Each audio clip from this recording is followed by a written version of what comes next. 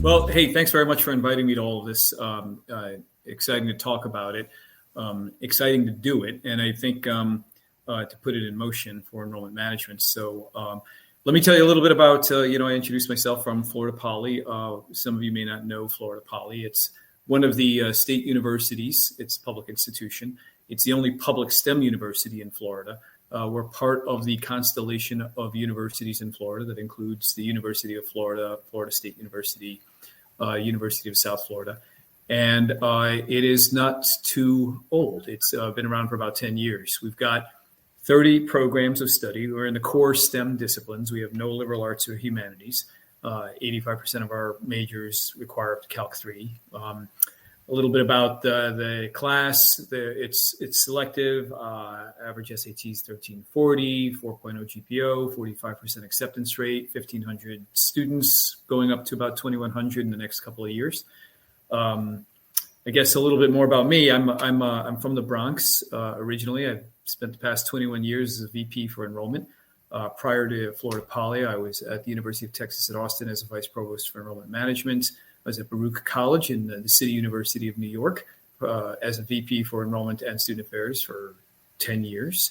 I was at Eugenio Maria de Hostos Community College in the South Bronx as a VP for enrollment and student development for 4 years. And I still serve as an enrollment consultant. So it's been a great journey, and I've watched a lot change, and very pleased to be on this this riverboat, I would call it, that Capture has been careening down the river of enrollment management because they've helped us out a great deal. Joe, I don't know if you have anything you want to say about yourself in terms of intros and where you've been, because I know you've been in the field. Sure, I have definitely been in the field. So I've been in my senior enrollment advisor role here at Capture for almost 3 years. It's hard to believe that. Prior to that, I kind of cut my teeth at a couple of institutions here in Indiana, 11 years at a private institution, and then most recently was seated on campus at a public regional for 4 years prior to Capture. So glad to be here and drive this presentation along with you. So I'm ready whenever you are. Great. So yeah, I guess personalization. Andy did a great job of talking about how it serves him, I think. It's really important, I think, in all of our institutions as we move into a universe that's becoming more and more complex in enrollment management for all of our institutions. In my belief, framed quite a bit by a great deal of expertise by folks that I frankly work for, my staff, not just where I am now, but also where I've been. I've learned an immense amount from them, is that we've always been talking about student behavior and how we think about how they behave and what we can glean from that to target their interests to find a good fit for our institution. So behavioral markers are important. Look, I guess one way to think about this is we've been talking about behavioral markers in terms of visits. We all know and watch how many students visit, and if they visit, they're X percentage more likely to apply. That's a behavioral marker. But that's where it's all going now, I think. And behavioral markers are now, I think, the foundation of today's marketing efforts because through behavior, where we watch folks in markets change and move within the contextual environment they're in, and Capture, along with other ways and other platforms, can help us gauge the data points that can inform how we market to or speak to or recruit our students. And I have a slide here, the gap between Spotify and higher ed, and I'll just spend a minute or two on this one because I think it's really important in the foundation for thinking about personalizations. We recognize, years ago, our marketing efforts, big institution, small institution, were designed to capture individual characteristics within clusters or personas.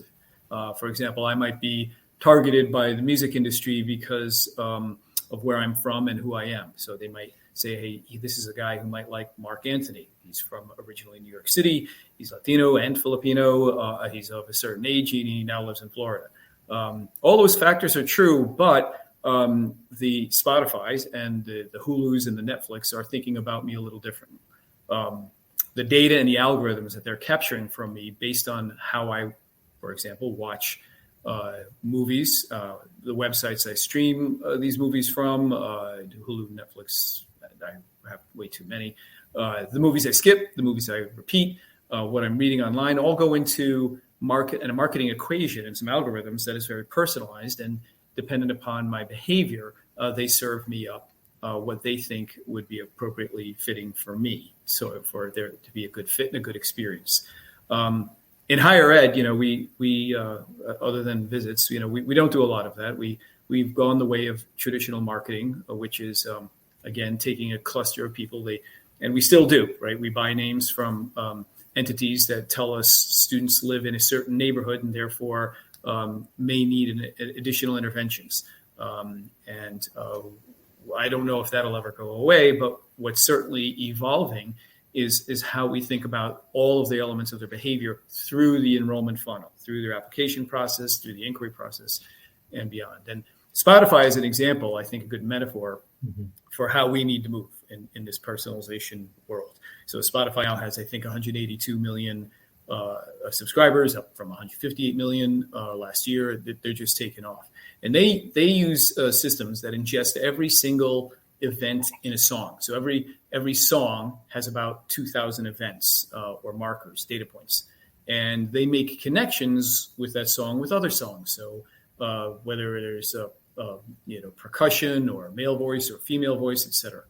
And that's a lot of data points. But at the same time, they also look at what's being written about that's a song or what I'm reading. And so they're looking at blogs and music reviews and turning that into quantifiable data and essentially building an algorithm to put the two together, all those data points from the music, songs, and what's being written about for me to think about and to listen to. So they're essentially rejecting fixed markers of identity and just waiting to see what I'm going to play, repeat, or select. And then they serve something up to me next. So kind of like Discover Weekly, if any of you are on Spotify. How did they know I like that song? Well, that's because it's of my behavior. It's called context-sensitive algorithms, I believe. And that's what I think we have to move more into, slowly but surely. And I think the old model of what we do in enrollment marketing and frankly, the way admissions counselors operate is got to evolve. And it is evolving in some areas, in some institutions, but not fast enough. So we could go. So I think it's changed quite a bit. And I think using the Spotify model of behavior is what we have to move more and more into. And that's what Capture is able to do for us. And we're thinking more and more ways of all the elements of behavior. So personalization, and I won't directly read from the slide, but, essentially it's, personalization is when we use data to design and serve up messages targeted to individuals or the market that we want to recruit from. And as I said, this is an evolutionary step from traditional marketing, which mostly relied on casting a very wide net and systematically puts large groups into the same category and then say, okay, this is a piece of marketing that may bring them into the institution. It was more focused on quantity than it was the segmented focus. And I think we are now at a stage where if we don't start to be more relevant, timely and personalized in our messaging, we're going to lose out on connecting the emotional chords to who we are and who the student aspires to be in order to get them to think about our institution. For sure. Totally agree with that. So the benefits, at every stage of the enrollment journey, they get relevant content and information when they need it. And they are prompted to take next steps based on what we're seeing within the platform. And I think we have a couple of screenshots later to kind of show that. And I think our certainly the Dean of Enrollment that we just saw in the clip talked to it. And we're doing that now in terms of making sure that when a call comes in or a student visits, it's not so cold where we start from scratch. Certainly if they're in our system, we'll be able to identify not just their information, where they're coming from, what they want to study, but also whether or not they have a level of interest, if you will, how warm or how cold are they? If they've been on the website within the last 7 days, 15 times versus they've been pretty stealth and they haven't been on the web or emailing us at all, there's a level of connective conversation that our admissions counselors are now more armed with, that makes for better conversations, far better actually, and they're seeing it on the ground. Yep, we are. So the system it helps the requisites for personalization. We want to know their needs and know who they are, certainly, and what they've done and on what channel. Were they on mobile? Were they on their PC? And then to anticipate their future needs based on that data. So, for example, if they've taken care of their application and admissions processes all the way through, they've taken their placement exams, all the official paperwork is already done. Now we can start to think about, what might we be anticipating their next questions to be? Well, maybe it's related to the anxiousness that they may have for the academic rigor of the institution, or what courses they're going to take, or whether they will make friends, or like their roommate, or as the research tells us, they're more worried about whether their roommates will like them. They're far more worried about them than anything else. And so we can now know that, if the admissions Maslow's needs are taken care of through the system, we can check that off. And now we can have more substantive conversations about, hey, so what are you thinking about in terms of your roommate selection, and start talking about ways that our college will help them meet peers and what living on campus is like, given the information that we see in their capture or in our CRM. Yep. What are the challenges? So the challenges, we've all got a lot of challenges that we're facing in enrollment, and most certainly, we see changing demographics. There's quite a bit out there on that, and in Florida or in California and Texas, they're not going to go through the shifts that some of the Midwestern and Northeastern states are already suffering through, and it's going to get a little worse in a couple of years, I understand. And so that's going to be an interesting journey. But I think not knowing just their demographics, but how they're behaving once they're in your system will be able to help you through some of those challenges. We certainly know there'll be financial challenges. There's a lot in the news these days about whether or not there will be a recession, and that news alone will cause families to ask a lot more questions about financial aid. We're in our system, we're certainly seeing a great deal of staff shortages. I don't know how related it is to the Great Resignation, but having unemployment in Florida right now, I think it's at 3%. I thought I heard in Nebraska it's 2%. Makes hiring a little challenging, and those gaps have to be filled. And then there's the dearth of data. There's the way although we have a lot more than we ever have, it just never seems to be enough opportunities to glean more data. And one of the challenges now is certainly how we'll deal with a cookieless world, and will there be less opportunities to glean data based on their web behavior? So those are all challenges that I think we're facing. I don't know if you've seen any additional ones, Joe, out there. I think there's, plenty that you could add to the list, some of the things that Scott talked about earlier in today's first session, but even just sitting through Andy's, presentation and seeing just the voluminous amounts of technology that's out there through these various companies, and the challenge of sifting through and finding the right ones that are going to meet your needs and, fit what you're looking for, in and of itself can be a challenge, because lots of folks in our positions don't have the time to sit through every single demo. And so being able to identify those in companies that might help in a quick way is good to do. And I think that would be, some sort of a challenge as well. But I think these are the big ones that I would think that are keeping most people up at night. Yeah, for sure. So we've got different types of personalization, certainly that we're able to glean from our system. We're using Gauge. I'm very appreciative of the automation that the system provides, given the data points that we have on our students, the dynamic content, the triggered emails based on who they are, and as has been said with speakers prior, what they've been doing most recently.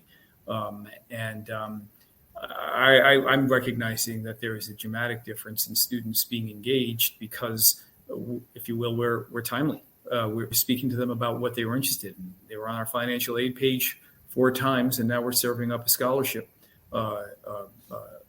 email that tells them exactly what they need to do and how they need to apply for it. So it's been really, really helpful in terms of that automation.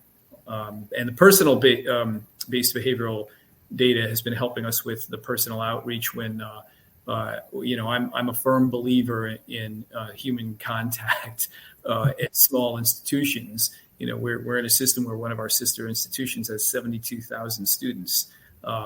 And we say that is not us. And we certainly believe that being connected and engaged is part of the academic enterprise and what your experience and your journey is going to be like. And we have to show that and demonstrate that. And the way that's really been helpful is understanding where they are and what they've been doing and how active they've been. And so that has really helped with personal outreach and with our counselors. Yeah, I would agree with that. There's all the technology in the world. You're still not going to replace that human interaction that needs to occur at some point during the student's journey. And that's, something that is extremely important and valuable.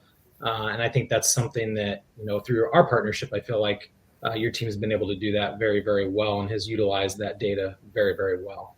One thing I would say also about that is, we were born out of the University of South Florida, big place. I think they have now 60,000 students, great place. And so we inherited all of the standard mass admissions efforts. And so it took some retooling and repositioning of our staff to think more in that personalized fashion. But what really helped, despite all the training that we did and the in-services and everything else, is Capture Higher Ed. When we rolled out this data, and an example right here is the dashboard. This is the global one, for how many visitors. But for a counselor to see their region and drill into a student or an area and see what their students have been doing on the fly, and given that you guys are now talking about how we have this in a mobile fashion as well for the counselors, is really exciting. But that really shifted their momentum in moving towards personalized conversations, and we were frankly struggling through it because we were also trained to do the mass cast a wide net efforts, and with so many inquiries it gets a little overwhelming. But when we see how personalized it can be with this data, the yield and the effectiveness was through the roof. Yep, that really helped. Yeah, so as Ben said, this is just an example of the behavioral intelligence platform, and in particular, this is the Engage dashboard. So this is the marketing automation system. This is for Florida Poly, and as he said, it's a great snapshot to kind of open up your day with, to be able to see how many visitors were on our site over the past 30 days, how many of those are newly identified visitors, not just returning identified visitors. Those are both good numbers, but to also know that, of the 800 and some students in the past 30 days that were identified visitors on the site, 284 of them were newly identified. It's not just that they were there; it's that they were new and are there. It also gives you a good snapshot on how well an institution is using the data that we provide them. So obviously the website oftentimes can be an overlooked tool for capturing organic leads without some assistance from a partner like Capture. And so we're able to pass over leads that we know should be inquiries based on the behavior on the website. And so this dashboard does a really good job of aggregating that data and putting that data in front of an enrollment manager like Ben and other leaders on his team that need to direct the work of staff to make sure that personalized outreach happens on a regular basis. And so, this is just kind of that starting point. And we'll, over the next couple of slides, go a little bit deeper. Two things I'd say about this slide also, though, is one is what you were just saying, Joey, that automated nudge. Again, all of our counselors and my director of admissions, they have this, they open it every morning. It's invaluable. it's daily training, and it tells them and it guides them, and for them to interpret where they need to spend their time. So there's that. And the one thing I also like about this dashboard, my 3 red down arrows and my 1 green arrow, in terms of I like being, how are we doing compared to the rest of the population out there, your other partners, and it's very helpful. It's good to see, how are we doing on average with others. Yep. So this here, and I'll allow Ben to talk about it some too, but this is an example of dynamic content. And so this is what we would call a toaster. And so every partner that partners with us, they get this type of content within their services with us. And so a toaster is, most of us have probably been to sites that have a chat bot in the bottom right, where there's always a box that pops up letting you know that there's somebody there to assist you. Toaster operates in a very similar way. Other than that, there are certain criteria that you need to meet. So this content doesn't just serve to any person that comes to the site necessarily. We can set it to serve to anonymous people, but oftentimes this content is serving to students in a specific status, and based on the pages that they've visited, content will pop up, or like a toaster, come up from the bottom of the screen or down from the top of the screen. In this particular case, this was one that we used to help drive individuals to inquire or request more information on Florida Poly after some other content would serve prior, or they would be going to other pages that the other content wasn't triggered off of to ask for that request for information. This particular content piece would serve. And you can see lots of eyeballs on it, 70,000 plus impressions, almost 2,000 clicks. So it was a very, very high performing piece for Florida Poly, and that was run for pretty much almost a year. Yeah, and what we're hopeful to do as we move forward, again, more segmentation, is identify those who have not visited but are interested based on their behavior, and serve them up a visit toaster. Target those who potentially have played sports in high school and may be interested in one of our university teams. So we look to craft this a little bit more in terms of their behavior, so it's more segmented. Yep. Another example that we have is a triggered email. So this differs from your standard, email marketing, where somebody acquires your name, you put them on a list, and you send a series of emails to them. This is different than that. This is somebody comes to your website. They've either viewed content previously, maybe they submitted a form on your website, or in this case, they came to the website and they were recently admitted. And so this, rather than showing up on the website, the moment they leave, this email gets sent to their inbox, and they're nudged to take those next steps. And they're also congratulated for their recent acceptance. And again, this is a piece that served fairly well for Florida Poly. It's not a piece that was meant to have necessarily high volume, but 134 recipients and 110 openers, and 49 folks not only did they open the email, but they went through and clicked on links in the email for a 36% click-through rate. So very, very good piece here as well. Again, pushing those folks to take the final steps in the enrollment process. And that's the other thing with this content, is it can be set up at the various stages in the funnel. It's not just meant to drive inquiries. It's to drive the behaviors of students throughout the entire funnel, pushing them further and further towards that point of actual enrollment. Anything else you want to add there, Ben? No, that was spot on. And then an example of a DVR. For the sake of anonymity, we covered up the names of the students, but this is actual real data from the dashboard. So these are students that were recently on Florida Poly's site. You can see in the first column where there is viewable data, it tells you what status they are, what's their enroll year, that they're potentially looking at enrolling at Florida Poly. What pool did they come in? So CRM, for us, we don't do search for Florida Poly. When was the last time they visited the site? And then Ben has talked about these other measures that you're going to see in the CES and CAI.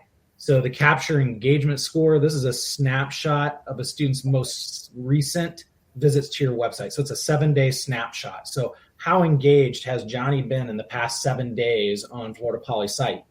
That number can go from 0, meaning very little engagement, to 100, which is a lot of engagement.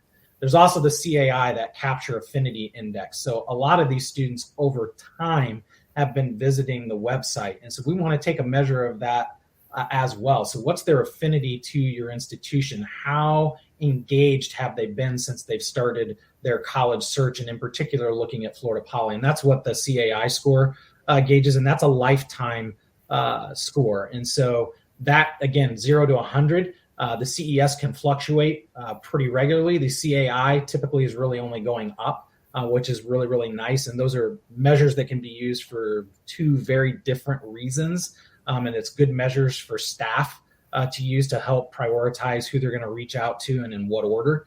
And then you also have the number of visits these individuals have made to the site. And so, again, you can also see 139 visits for a student here, for example. So that's quite a few visits to Florida Poly's site. So if I'm a counselor, and our counselors, the benefit of, again, this program is there's so much information here.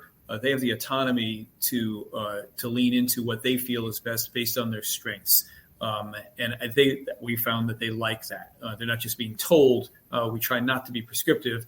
And for them to decide what should they do. So a counselor here, I see a CAI of 77, the low one on the screen, if you will. That might be someone's priority because they've only visited the site 4 times, but 4 times is enough, and they may need a text as well as a phone call. And the one with 100 that's been on our site for 139 times, they'll look to see what sites they were on to make sure there could be confusion if they're going to our placement test site over and over and over again.